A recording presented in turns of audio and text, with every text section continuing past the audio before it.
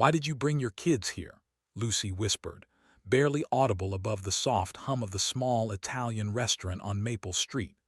Rosemary and fresh-baked bread mingled in the air, and flickering candles cast a gentle glow over hand-written menus. String lights twinkled like quiet stars above each table. A waitress in a black apron scribbled on her notepad, glancing occasionally at Lucy, who sat nervously by the window. Her hands were folded tightly in her lap, blue eyes reflective, pale, yet carrying a grief that hadn't faded in 3 years. She wore a soft, frayed blue sweater and a long floral skirt brushing her ankles. Across from her, a single glass of water and a small paper bag with 2 homemade cookies sat untouched. A gesture, nothing more, yet it carried memories of a husband she had lost, Mark. The restaurant door chimed and she froze. A tall man stepped inside, accompanied by 2 little girls, identical twins, maybe 4 years old. One clutched a stuffed fox, the other dragged a rainbow-striped backpack that seemed far too large. Their pastel jackets and rosy cheeks gave them an air of fragile sleepiness, yet the room seemed to brighten with their presence. The waitress blinked, whispering under her breath, "He brought kids to a blind date." The man glanced around, then met Lucy's eyes. Calm, unreadable, and polite, he led the girls toward her table. Each step tightened the knot in Lucy's stomach. He was handsome, yet ordinary jeans, a navy hoodie, unassuming. But it wasn't his appearance that unsettled her. It was the children. "Hi, Lucy," he said, kneeling beside one twin to brush a leaf from her curly hair. The other climbed into the seat next to Lucy, placing her stuffed fox on the table like a dining companion. Lucy's whisper trembled. "Why did you bring your kids here?"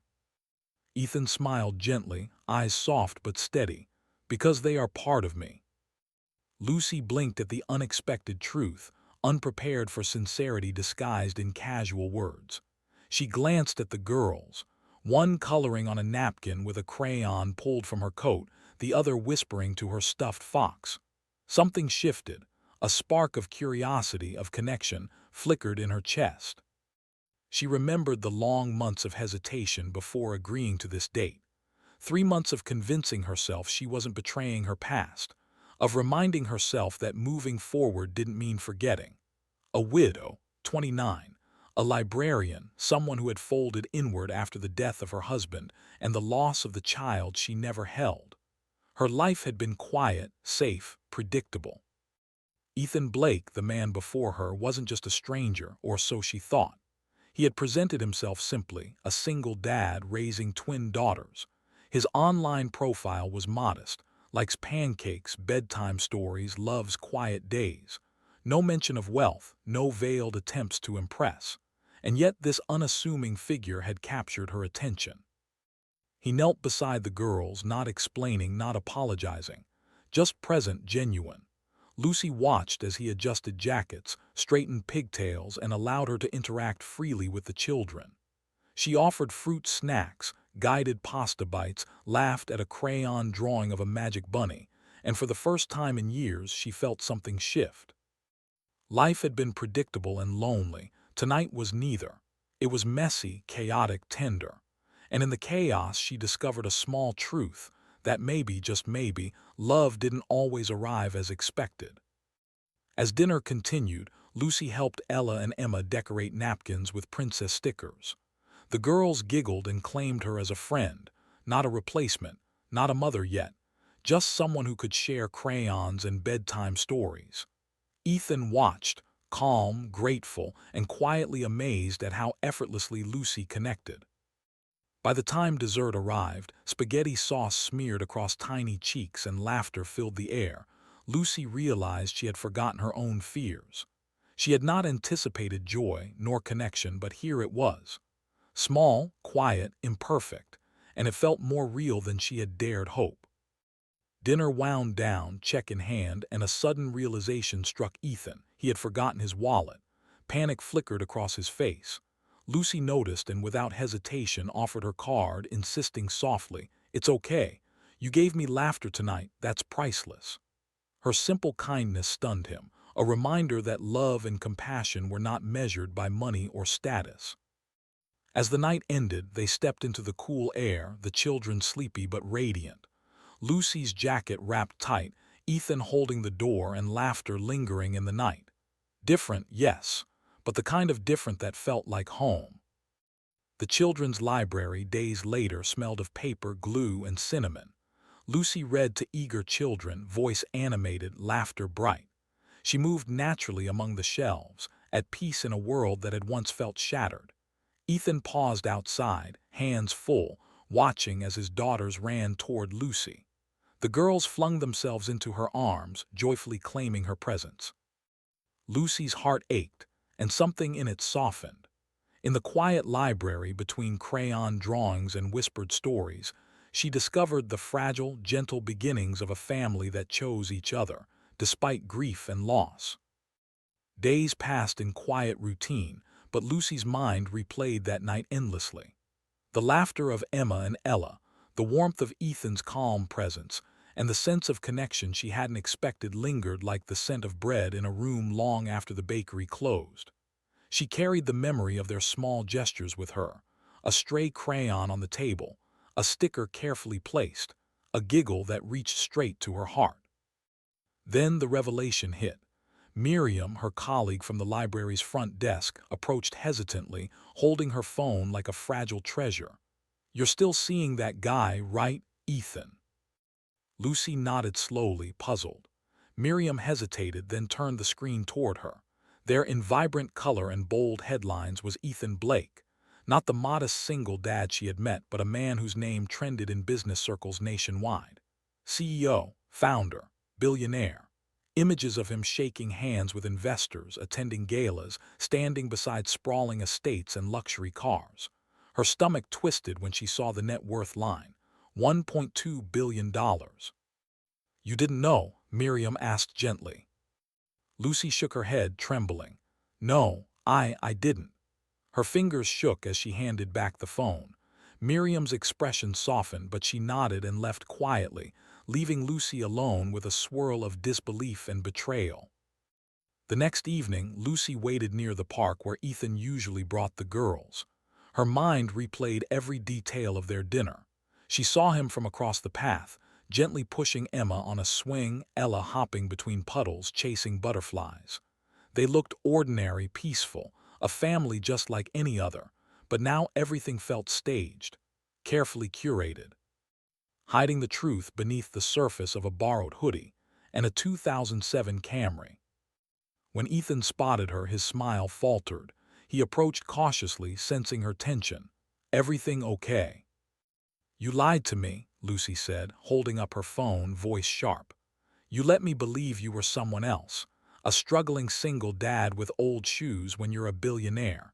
You made me think we were equals, but it was all a test, wasn't it?" Ethan's gaze softened but remained steady. "No, it was never a test. I needed to know if someone could love me without the title, without the money." Lucy's hands trembled as tears pooled in her eyes. "So, you hid to see if I was worthy of you?" "I hid because I needed someone who wouldn't care about the hiding," Ethan whispered, voice raw. "I didn't want you to see the headlines. I wanted you to see me." Her heart clenched, torn between betrayal and understanding. "I have been lied to before, but this, because I trusted the girls, because I let myself care, it terrifies me. I don't know what part of you was real, Ethan." She turned away, her steps quick and deliberate, disappearing down the misty path as cold rain began to fall. Ethan called after her, desperation thick in his voice, but she kept walking, leaving him standing alone, rain soaking through his clothes. Lucy retreated to the quiet of the library the next morning, the children's section unusually still. Crayons were stacked neatly, books shelved, a tiny chair left slightly askew as if waiting for a child to return. Time had slowed in her absence, the echo of laughter gone, leaving a silence that seemed louder than any sound. She pressed herself to the window, the gray sky reflected in the puddles, lost in thought. Then color caught her eye, bright, unmistakable against the gray. A child's drawing taped carefully to the library door. She stepped closer, rain soaking her hair, fingers trembling as she peeled the paper free. Stick figures, one tall man, one woman with bright yellow hair, two little girls holding her hands, surrounded by red hearts, grass green, sky blue, and scrawled letters. "We miss you, Miss Lucy." Her breath caught. She didn't hear footsteps at first. Then little boots splashed through puddles, laughter ringing. Emma and Ella, bundled in raincoats, clutched a small umbrella, eyes wide and hopeful. They ran to her, wrapping their tiny arms around her legs. "We missed you," they chorused. Lucy dropped to her knees, drawing them close, heart pounding with warmth and disbelief. Ethan approached slowly, reverently, drenched, carrying something in his hands, a small wooden box. He opened it carefully. Inside were dozens of treasures: crayon drawings, finger paintings, folded construction paper hearts, faded by time but preserved with care. "These are from Julia," he said quietly. "My wife. The girls drew with her every week. After she passed, they stopped. I kept them, hoping someone would want to draw with us again." Lucy's hand went to her mouth, eyes glistening. She looked at the girls, small and trusting, and then at Ethan, standing vulnerable, honest, and unguarded. Without a word, she stepped forward and wrapped her arms around all three, holding them tightly, afraid to ever let go. Rain fell around them, soaking their clothes, but inside that circle, it felt like home. The small house just outside the city wasn't grand. No estate, no luxury cars, no headlines, just warmth, quiet, and a kitchen filled with golden light. Lucy came often now, slippers at the door, a favorite mug in hand, a seat by the window where she read The Velveteen Rabbit to sleepy girls every Thursday evening. Afternoons were spent baking messy cookies, decorating them with flower petals and glitter, laughter echoing across the small home. Emma curled up beside Lucy one evening, voice soft and tentative. "Can we call you Mama Lucy?" Lucy froze, glancing at Ethan. He waited, hands idle, eyes patient. "Only if you really want to," she whispered. The girls' smiles lit the room. Ella chimed in, already immersed in a drawing titled Our New Family. It was imperfect, it was messy, and yet, for the first time, Lucy felt whole. The days after the rainy reunion in the park passed in a quiet, almost surreal rhythm. Lucy found herself thinking about the girls constantly, about Ethan's quiet strength, the way he moved through life with a soft patience she had never encountered before. The memory of their laughter, of tiny hands clutching hers, lingered in her chest like a secret warmth. She no longer felt the sharp edge of loneliness, only a soft, tentative hope that life might finally bend toward something beautiful again. Ethan kept his word, not trying to impress her with wealth or power, not bringing lavish gifts or grand gestures. Instead, he showed Lucy the life behind the headlines: pancake breakfasts on Saturday mornings, spontaneous trips to the city park, evenings filled with coloring and bedtime stories. Ella insisted on telling tales of dragons, magic bunnies, and imaginary unicorns, while Emma orchestrated elaborate sticker worlds across napkins and construction paper. Lucy listened, laughed, and learned the rhythm of their little universe, gradually feeling herself stitched into it. One golden afternoon, the sun spilling through the kitchen window in slanted, honeyed streaks, Lucy found herself kneeling beside the girls at the small wooden table, helping them cut out paper hearts for a project. Ethan watched from across the room, drying dishes, leaning slightly against the counter, his navy hoodie soft against the warm sunlight. He didn't speak. He just watched, quiet, steady, a gentle presence. Ella looked up, glitter on her fingertips, eyes sparkling. "Mama Lucy, do you think the stars are listening to us?" Lucy paused, brushing a strand of hair from her face, and smiled softly. "Sometimes," she whispered. "Sometimes the stars hear everything, even our smallest wishes." The girls erupted into giggles, convinced that their wishes, sticky fingers, crayon hearts, bedtime giggles, would drift up to the sky on invisible threads. Ethan chuckled quietly, shaking his head at their boundless imagination, but the corners of his eyes crinkled with a warmth that hadn't been there before. That evening, Lucy lingered longer than usual. She cleaned up the last crumbs from the table and wiped down the counters, but something in her made her pause near the front door. Outside, the stars glimmered faintly, the night air carrying the faint scent of rain and wildflowers. Ethan stepped out of the kitchen, holding something behind his back. His expression was unreadable, a mixture of nervous anticipation and soft hope. "I wanted to do this before bedtime," he said, voice low, playful, careful. Lucy tilted her head. "Do what?" Ethan knelt before her, not with a velvet box, not with diamonds or a grand proclamation, but holding a lollipop ring tied with a pink ribbon. The girls' heads popped around the kitchen corner, eyes wide, barely able to contain their excitement. "This is not forever," Ethan said softly, voice carrying the weight of sincerity rather than ceremony. "This is just for now, for love that doesn't need perfection, for family that chooses each other." Lucy laughed through her tears, hands reaching out to take the tiny ring. "It's perfect," she whispered, voice trembling. "For bedtime stories, for flower petals on the floor, for stickers on napkins, for messy cookies and small hearts." The girls squealed in delight, already plotting how the lollipop ring would be part of their imaginary fairy weddings, glittery crowns, and bedtime magic kingdoms. Ethan looked up at Lucy, eyes brimming with quiet joy, a sense of home finally settling into his chest. In the weeks that followed, the small house just outside the city became their sanctuary. It was not grand, but it was warm and real. Lucy's slippers always waited by the door, her favorite mug in the cabinet, and a well-worn seat by the window had been claimed as hers permanently. Thursdays became ritual. The Velveteen Rabbit story, tea for Lucy, cookies for everyone else, stickers, crayons, laughter, gentle chaos filling the air. Ethan taught the girls to ride their bikes in the backyard, showing patience she had never known in any adult before. He would lift Ella after a tumble, brush dirt from Emma's knees, and whisper quiet words of encouragement that stitched invisible threads of safety and love into their hearts. Lucy would watch, heart swelling with gratitude, realizing that love, real love, was not about perfection, titles, or wealth, but about patience, presence, and shared moments, no matter how small. One rainy evening, the sky a soft wash of gray and silver, Lucy sat curled on the couch, Emma resting her head in her lap, eyes heavy with sleep. Ella lay across her legs, fingers intertwined with Lucy's own, whispering softly about dragons and magic kingdoms. Ethan stood in the kitchen, drying a plate, and glanced at the three of them. His chest swelled with a quiet, unspoken pride. "Can we call you Mama Lucy?" Emma asked again, voice trembling but hopeful. Lucy looked down at the small, trusting face, tears pricking at her eyes.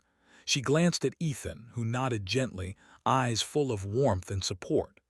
"Only if you want to," she whispered, wrapping her arms around both girls, heart full to the brim. Ella giggled, already halfway through drawing our new family with crayons, glitter, and stickers scattered across the coffee table.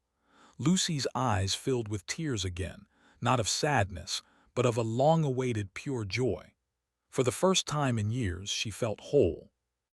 Ethan joined them, pulling the blanket over their shoulders, letting the chaos and laughter fill the room. It wasn't perfect, it wasn't polished, but it was theirs. Messy cookie crumbs, crayon-covered napkins, and sticky fingers became symbols of love, trust, and the beauty of imperfection. The seasons shifted gently. Autumn leaves painted the yard gold and red. Winter snow dusted the garden like powdered sugar. Spring brought wildflowers, and the girls ran barefoot through the fields, their laughter ringing like bells in the quiet mornings. Lucy read stories, Ethan fixed small broken toys, and together they built a rhythm, a family stitched together by trust, patience, and small moments of joy. One evening, as golden sunlight poured through the curtains, Lucy and Ethan sat on the porch, a small cup of tea in her hand, a plate of imperfect cinnamon cookies between them. The girls sprawled across the yard, chasing shadows and laughter. Lucy leaned into Ethan's shoulder. "You know," she whispered softly, "I never thought love could look like this." Ethan smiled, holding her hand. "Neither did I, not like this, but maybe this is what it's supposed to feel like. Quiet, messy, real." Lucy nodded, eyes glistening with a blend of gratitude, love, and wonder. "Family doesn't have to be perfect," she said, "just present." Ethan leaned closer, brushing a strand of golden hair from her face. "And this, us, is perfect enough." Under the fatting light, with two little girls still laughing in the yard and the sky painted with the softest colors of dusk, Lucy, Ethan, Ella, and Emma stood together. Not perfect, not grand, but whole. The world outside continued with its noise and chaos, but inside the small house, in the warm light and the gentle laughter, they had found something rare. A family chosen, a love nurtured, and a home built not on wealth, not on appearances, but on trust, kindness, and the willingness to stay when the rain came. Lucy placed her hand over the tiny lollipop ring Ethan had given her, smiling through tears. It wasn't just candy and ribbon, it was a promise, a symbol of patience, presence, and love that didn't need grand declarations. It was enough. And sometimes, Lucy realized, enough is everything. The stars appeared overhead, unusually bright, watching over the messy, imperfect, beautiful life they had created. The girls squealed with joy, planning imaginary weddings and glitter wars. Lucy laughed, Ethan chuckled softly, and together in the quiet of their small home, they discovered a love worth holding, a family worth treasuring, and the quiet magic of ordinary, extraordinary moments. Because sometimes, the most extraordinary love stories are not about grand gestures or perfect lives. They are about messy cookies, sticker hearts, bedtime stories, and the simple act of choosing each other, again and again. And as the night deepened, the small house glowed warmly, holding a widow, a single father, and two little girls together in the imperfect, whole, real family they had built.